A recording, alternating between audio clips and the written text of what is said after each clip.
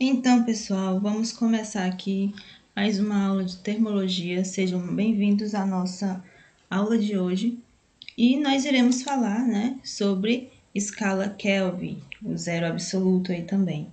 Então, nós já estudamos anteriormente, como vocês já sabem, a escala Celsius, escala Fahrenheit e a relação entre essas duas escalas, né? Nós encontramos aí, inclusive, algumas equações, né? A equação que relaciona a escala Kelvin e a escala Fahrenheit e também a equação de convenção entre essas duas escalas. Então, hoje nós iremos estudar a escala Kelvin ou a escala absoluta, né? Como ela é conhecida também na física. Então, gente, essa escala, né? Ela foi desenvolvida, né, segundo algumas observações, né, algumas curiosidades de alguns cientistas, né? Então, nós vamos ver aqui um pouco do contexto histórico sobre a escala absoluta. Então, no século XIX, né, nós temos aí, muitos físicos tentavam achar um meio de compreender o frio. Como assim? Vocês sabem, né, que quando a temperatura está muito baixa, nós sentimos aquele frio, né? Então, eles tiveram a curiosidade de saber até que ponto, né, existiria como podemos dizer, um estado mínimo em que nós podemos sentir o frio. Então, através dessa curiosidade, né, dessas tentativas de compreender o frio, né, Lord Kelvin, né, aí nascido entre essa data de 1824 a 1907, juntamente com outros cientistas, né, que também procuravam descobrir se existia, né, um zero absoluto, ou seja, se existia uma temperatura na qual no qual ela seja mínima, né, uma temperatura mínima para um corpo. E assim, esse zero absoluto não é o nosso zero da nossa escala. Nós temos o zero, né, da escala Celsius, temos também na escala Fahrenheit, mas esse não é um zero absoluto. O zero adotado na escala Celsius como nós já vimos aí, é o ponto de fusão, né, do gelo. Ou seja, é o ponto de gelo. Quando você chega no ponto de gelo, ou seja, quando o gelo está em equilíbrio térmico com a água, né? Então, ali nós temos o zero da escala Celsius. Mas esse não é o zero absoluto. E era justamente isso que Lord Kelvin, junto com esses outros cientistas, procuravam, né, descobrir. Então, eles começaram a se perguntar, será que existe um limite para o frio, né? Ou seja, será que existe um limite, né, mínimo na qual você possa sentir essa temperatura mínima, em qual você encontre esse frio extremo? Então, foi essa pergunta que os cientistas começaram a se fazer. Então, Kelvin, né, a partir de experimentos, né, o experimento que Kelvin fez foi resfriar um gás, né, até o seu estado ser de mínimo, o estado das moléculas desse gás ter o mínimo de agitação, né? Como nós vimos aí, a temperatura é o grau de agitação das moléculas. Então, quando você estiver numa temperatura mínima, ou seja, os graus de agitação das moléculas for mínima, então aí eu tenho o que? O meu zero absoluto. Então, Kelvin concluiu, né, que ao resfriar totalmente em um gás, o seu volume não se anulava, né? Ao contrário do que se pensava, que ao se resfriar um gás, o volume desse gás se anulava. O que acontece é que quando as moléculas de gás estão a uma certa temperatura, elas estão a uma certa vibração, né? Essas moléculas estão com uma certa vibração. E como ao resfriar esse gás totalmente, a agitação dessas moléculas são mínimas, então elas tendem, né, a se contrair. Então, o volume ele não se anulava, apenas era contraído essas moléculas. O volume era contraído a essa temperatura, né, que eles acharam de zero absoluto. Então, esse volume ele não era anulado com essa temperatura, e sim a energia cinética das moléculas. A energia cinética, né, que é o grau de agitação, que é a agitação ali das moléculas, estão ali em extrema agitação, é que se anulavam, era zero, era nulo. Bom, e o que é esse zero absoluto, né, que a gente fala aqui? O zero absoluto, ele é a menor temperatura atingida por um corpo. Como assim a menor temperatura atingida por um corpo? Como a gente já falou, eles queriam achar um valor numérico em que a temperatura fosse mínima, ou seja, fosse zero, né? Ou seja, aqui nós temos uma ilustração para indicar mais ou menos o que nós queremos dizer. Aqui vocês podem perceber que nós temos uma barra, né, de ferro. Nós temos aqui, ó, uma barra de ferro. E essa barra de ferro, nós temos aqui na extremidade dela, em uma de suas extremidades, temos aqui uma chama, né? Uma chama aquecendo essa barra de ferro. Percebam que na extremidade em que essa chama se encontra, aqui, ó, esses pontinhos aqui são as moléculas, estão representando as moléculas que contêm, né, contidas nesse corpo, ou seja, que formam esse corpo. A gente sabe que elas não são visíveis, né, a olho nu, mas aqui nós temos uma ilustração das moléculas que contêm esse corpo. Então, percebam que na extremidade em que essa chama está, da barra de ferro, as moléculas estão mais agitadas, ó. Vocês podem perceber aí, a energia cinética dessas moléculas se encontra em maior, né, um grau maior. E percebam que à medida que essa barra de ferro vai se afastando da chama, ó, a agitação das moléculas vão diminuindo, né, até chegar a um estado de quase zero. Então, é isso que ocorre no zero absoluto. No zero absoluto, ela vai de uma agitação maior, as moléculas vão de uma agitação maior para uma agitação nula, ou seja, não tem nenhuma. Aqui a gente pode perceber que há uma pequena agitação ainda das moléculas, né? Mas no zero absoluto, as moléculas ficam em estado de inércia, ou seja, paradas. Elas não se movem, então não tem energia cinética. Isso que é o zero absoluto de uma partícula. Então, Kelvin, ele trabalhou, né, nos seus estudos para encontrar esse zero absoluto aí das moléculas, né, de um gás. No caso, aqui a gente está fazendo uma ilustração para mostrar para vocês, né, como é que é dado esse grau de agitação das moléculas.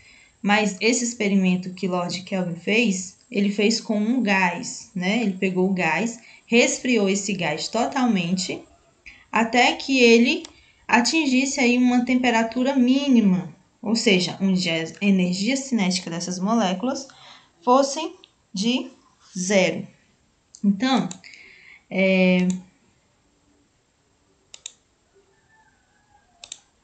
aqui a gente vai entender na escala Kelvin como funciona essa relação. O que foi que Kelvin fez, né, para estabelecer essa relação aí, para encontrar esse estado de zero absoluto, né?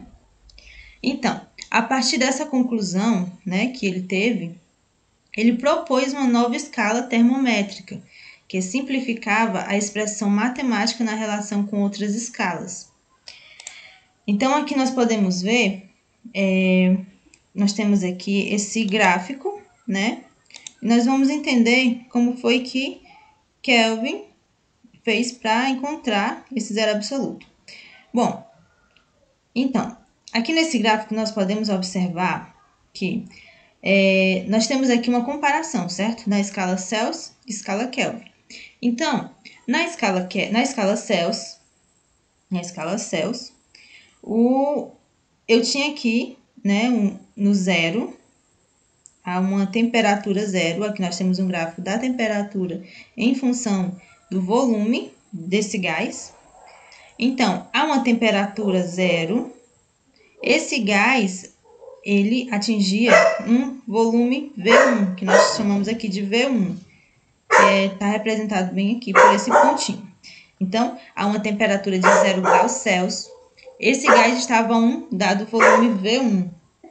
Isso quer dizer que ainda tinha uma agitação das moléculas, né? Não era o zero absoluto. E o que ele fez? Ele aquecendo esse gás a uma temperatura de 273 graus Celsius. Aqui nós temos um volume, ele dobrou de volume, né? O que aconteceu? Ele dobrou de volume. Temos o volume V2.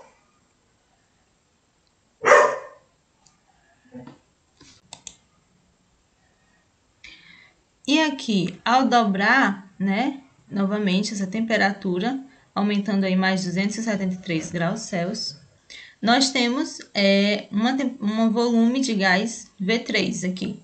Então, percebam que a cada 273 graus Celsius que nós aumentamos, eu tenho aqui volume 1, V2 e V3. Ele vai aumentando, né? Então, proporcionalmente, à medida que eu vou aumentando a temperatura, a proporção aqui, né, de volume é igual. Então, nesse gráfico aqui, eu consigo obter uma reta, né? Aqui, ó, daqui até aqui. E aí, o que foi que ele fez? Ele disse, então, se eu diminuir, aliás, essa temperatura, ele vai chegar a um ponto, esse gás vai chegar a um ponto em que o volume dele vai ser quase nulo. Então, ele chegou a essa temperatura de menos 273, em que o volume do gás, em tese, era nula. Só que, como nós vimos, o volume não se anulava. O que anulava era a energia cinética das partículas, que davam volume a esse gás. Conforme ele se expandia, né? Conforme aumentava a temperatura, as moléculas se expandiam, né? E o volume aumentava. Então, aqui ele encontrou esse zero absoluto. E o zero absoluto, né, que Kelvin encontrou, foi de menos 273 graus Celsius. Isso em relação à escala Celsius, claro. Então, esse que foi a sacada, né, do Kelvin aí, para encontrar esse zero absoluto.